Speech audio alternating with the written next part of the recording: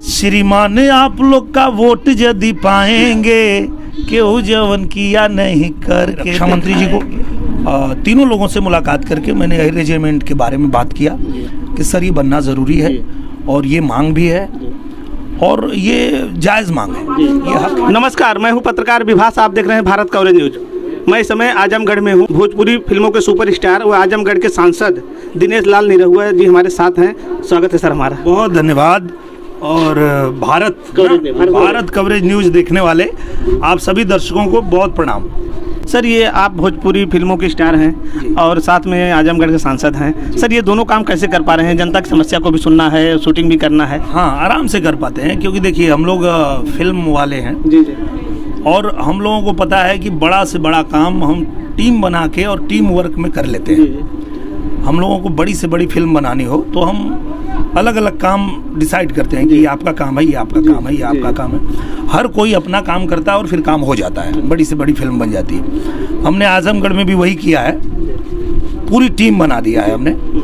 एक टीम भंवरनाथ कार्यालय में बैठती है, एक टीम दिल्ली में बैठती है और एक टीम मेरे साथ चलती है। जहाँ शूटिंग होती है वहीं कार्यालय लग जाता है और किसी की कोई समस्या आई है तो उसको अगर कहीं भेजना है, लिखना है या फ़ोन करना है तो तुरंत हो जाता है। यानी इसीलिए आजमगढ़ में ही शूटिंग चल रही है सर। समस्या भी सुनेंगे और शूटिंग भी। ये पूजनीय महाराज जी जब आए थे पिछले दिनों आजमगढ़, तो मैंने उनसे पूछा था कि मैं क्या करूं, फिल्में बनाऊं या ना बनाऊं।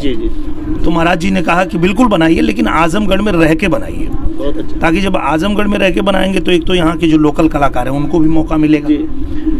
एक एक फिल्म 1.5-2 करोड़ में बनती है, तो जहाँ बनेगी वहाँ जो है इन्वेस्टमेंट होगा, वहाँ की फल सब्जी हर चीज़, होटल और गाड़ी, सारा इस्तेमाल तो यहीं का होगा, तो वो भी फ़ायदा मिलेगा।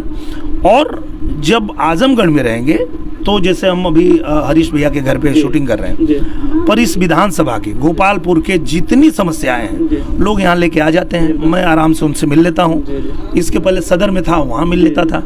इसके बाद हम लोग मेहनगर में जाएंगे, फिर मुबारकपुर में। तो हर विधानसभा में एक एक फिल्म हमने रख दिया है कि फिल्म भी बने।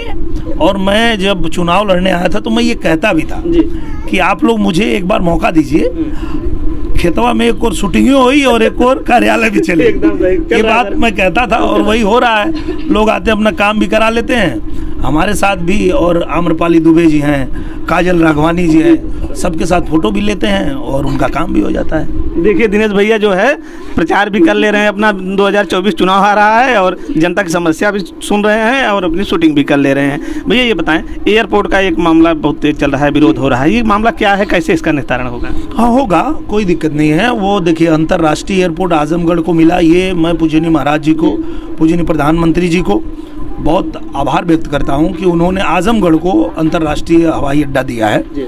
अब उसमें अगर कुछ लोगों की समस्या है, इससे तो विकास ही होगा एयरपोर्ट से। तो हाँ, विकास तो होगा 100%, लेकिन उसके अलावा अगर किसी की समस्या है तो उस पर भी हम लोगों ने महाराज जी से निवेदन किया है कि जब अभी वो आएंगे, ये जो हमारा छोटा एयरपोर्ट बना है उसके उद्घाटन के लिए जब आएंगे तो वो समस्या हम लोग उनके सामने रखेंगे और कहेंगे कि जो खाली ज़मीन है उस तरफ बना दिया जाए और जो जहाँ पे घनी आबादी है उधर ना बनाया जाए। तो ये हम लोग निवेदन करेंगे मुख्यमंत्री। विरोध किस चीज़ का है? अब विरोध मतलब उनकी बस्ती है, पर देखिए क्या होता है कि जब उनको अगर विस्थापित किया जाएगा तो जहाँ वो रह रहे हैं उससे बढ़िया उनको मिलेगा, पर उनको नहीं चाहिए। तो उनकी भी भावना का कदर करना हम सबका कर्तव्य है कि अगर वो गांव के स्टाइल में ही रहना चाहते हैं तो हम उनको कॉलोनी बना के और विस्थापित करेंगे। अगर उनको नहीं जाना है तो कोई बात नहीं, हम लोग उस हिसाब से भी महाराज जी से निवेदन करेंगे और महाराज जी चूँकि गरीबों के लिए काम करते हैं वो सुनेंगे, जरूर सुनेंगे। सर जैसे कि चुनाव से पहले जैसे ये सेना में राजपूत रेजिमेंट है और है गोरखा रेजिमेंट है, अहिर रेजिमेंट की मांग बहुत अरसे से लोग चले आ रहे हैं। आपने भी चुनाव में शायद ये मामले को उठाया था, आश्वासन दिया था, उस पर कहाँ तक आप बढ़ पाए हैं और फिर क्या? मैं उस पर बहुत अच्छे से बढ़ पाया हूँ। मैंने प्रधानमंत्री जी को, मैंने गृह मंत्री जी को, मैंने रक्षा मंत्री जी को, तीनों लोगों से मुलाकात करके मैंने एयर रेजिमेंट के बारे में बात किया कि सर ये बनना ज़रूरी है और ये मांग भी है और ये जायज़ मांग है, ये हक है। तो इस पे होना चाहिए। तो वो लोग भी बोले कि ठीक है, इसमें देखते हैं, सेना का मैटर है तो सेना से बात करना पड़ेगा, इसमें देखते हैं क्या हो सकता है, क्योंकि सेना ने कोई भी रेजिमेंट बनाना बंद कर दिया है। अच्छा, तो ये सेना का विषय। फिर भी उसके अलावा मैंने ये प्रश्न भी लगाया है जी, लोकसभा में, मैंने ये प्रश्न भी लगाया है। जिस दिन मुझे मौका मिलेगा मैं इस पे बोलूँगा भी वहाँ, मैं लोकसभा में इस पे ये मांग भी उठाने वाला हूँ। अच्छा, पर वो अभी तक मेरा नंबर लगा नहीं है, जिस दिन लगेगा मैं बोलूँगा। देखिए हमारे चैनल पे एक ब्रेकिंग ये न्यूज है कि जिस दिन संसद शुरू होगा भैया का नंबर लगेगा, अहिर रेजिमेंट का मुद्दा ये उठाएंगे और मांग करेंगे कि अहिर रेजिमेंट बनाया जाए। हाँ, क्योंकि देखिए क्या होता है, 554 सांसद हैं और उसमें से सिर्फ 10 लोगों का मौका आता है बोलने का।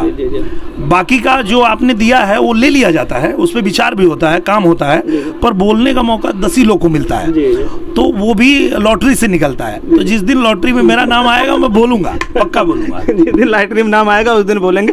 अच्छा, एक चीज़ बताएं थोड़ा सा, ये जो गानों में आजकल अश्लीलता का ट्रेंड बहुत तेज चला है, बिहार से कुछ शुरू हुआ है, उसको आप कैसे देखते हैं? इस तरह होना चाहिए कि नहीं होना चाहिए? और वो सिर्फ एल्बम की बात है, हमारे फिल्मों में ऐसा नहीं होता है, क्योंकि फिल्मों में सेंसर बोर्ड है, और सेंसर बोर्ड जो है कोई भी एक आप गाली भी देना चाहे तो पास नहीं करेगा। तो वो इससे गंदे गाने कैसे पास कर सकता है? तो ये फिल्मों का तो है ही नहीं, गानों का, ये एल्बम का है। तो एल्बम के लिए भी हम लोग ने मांग किया है, हमने पूजनीय महाराज जी को भी कहा है, हमने बिहार सरकार को भी कहा है कि एक सेंसर बोर्ड इनके लिए भी होना चाहिए, एल्बम के लिए भी, ताकि कोई कुछ भी बना दे रहा है, कुछ भी मतलब कर दे रहा है, वो नहीं होना चाहिए। अगर सेंसर बोर्ड बन जाएगा तो इस पर रोक लग जाएगी। सर, वो नेताजी मुलायम सिंह का निधन हो गया, तो आप कई चैनल पर, हमारे चैनल पे कुछ कहना चाहेंगे नेताजी? बिल्कुल कहना चाहेंगे। नेताजी जो हैं वो बहुत बड़े नेता थे, और सिर्फ उनकी पार्टी के नहीं, सभी पार्टी के लोग उनकी इज्जत करते थे, कदर करते थे।